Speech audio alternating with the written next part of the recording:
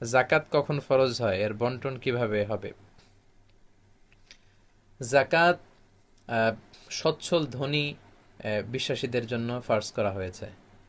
জাকাত যারা স্বাবলম্বী সচ্ছল তাদের উপর ফার্জ করা হয়েছে। আপনার যদি 85 গ্রাম স্বর্ণ কিংবা 595 গ্রাম রূপা কিংবা এর সমপরিমাণ সম্পদ যদি আপনার থাকে, আপনার যদি কোনো ঋণ না থাকে, আপনার বাড়ি ভাড়া, আপনার ট্রান্সপোর্টেশন, আপনার চিকিৎসা, আপনার ছেলে মেয়েদের স্কুলের খরচ, ইউনিভার্সিটির খরচ, আপনার আব্বা আম্মার খরচ সব দেওয়ার পরে যদি এই পরিমাণ টাকা, 85 গ্রাম স্বর্ণ বাংলাদেশি টাকা দ্বারা 3.5 লক্ষ টাকা, এটা যদি 1 বছর আপনার কাছে থাকে, তখন আপনার 2.5% হারে জাকাত দিতে হবে।